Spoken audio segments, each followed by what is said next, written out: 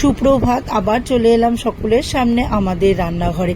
আর একদিন পরেই রথযাত্রা, সেই জগন্নাথ দেবকে স্মরণ করে এই রথযাত্রা উপলক্ষে আমি জগন্নাথ দেবের যে 56টি ভোগ, তার মধ্যে একটি ভোগ কণিকা, আমি সেটি আজকে রান্না করে দেখাবার চেষ্টা করব। এবার আমি প্রথমে চালটাকে, এটা দেরাদুন চাল লাগবে, দেরাদুন চালটাকে ভালো করে 2 ঘন্টা আমি ভিজিয়ে রেখেছি। তারপরে জলটাকে ঝরিয়ে আমি ওর একটা ঝুড়ির মধ্যে রেখেছি, একদম জলটা ঝরে যাবে। তারপরে আমি কিছুটা ঘি আমি চালটার মধ্যে মাখিয়ে নিয়েছি। এবার আমি কড়াইয়ের মধ্যে আবার ঘি দেবো, এটা কোনো তেল পড়বে না। এবার ঘি দেবো, তার মধ্যে গোটা গরম মশলা, দারচিনি, এলাচ, লবঙ্গ আর তেজপাতা ফোড়ন দেবো, দিয়ে একটু নাড়াচাড়া করে এবার কাজু কিশমিশটাকেও দিয়ে দেবো। এবার কাজু কিশমিশটাকে দিয়ে একটু নাড়াচাড়া করে একটু আদা বাটা দেবো, আদা বাটা দিয়েও ভালো করে নাড়িয়ে এবার আমি যে ঘিয়ে মাখিয়ে রেখেছি চালটা, এবার চালটাকে দিয়ে দেবো। এবার চালটাকে দিয়েও ভালো করে নাড়াচাড়া করব। এবার লবণ দেবো, এটা কিন্তু এমনি লবণ দেবো না, এটা সন্দব লবণ দেবো।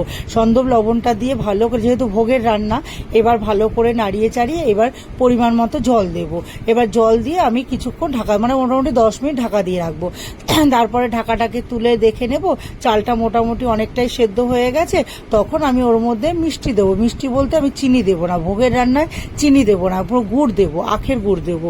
দিয়ে নিয়ে গুড়টাকে ভালো করে ভাতটার সাথে মিশিয়ে এবার আমি ছোট এলাচ গুঁড়ো করে রেখেছি সেই গুঁড়োটা দেবো। আর দারচিনি, জায়ফল, জয়িত্রী আমি একসাথেই গুঁড়ো করে রেখেছি, এবার সেই গুঁড়োটাকেও আমি দিয়ে দেবো।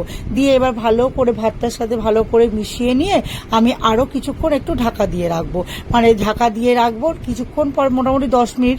তারপরে ঢাকাটাকে তুলে দেখে নেব চালটা একদম জলটাও টেনে গেছে, ভাতটা একদম ঝুরঝুরে হয়ে গেছে। তখন আমি আরও কিছুটা ঘি দিয়ে এবার নাড়িয়ে চাড়িয়ে আমি রেস্টের জন্য গ্যাসটা অফ করে আমি 10 মিনিট রেখে দেবো।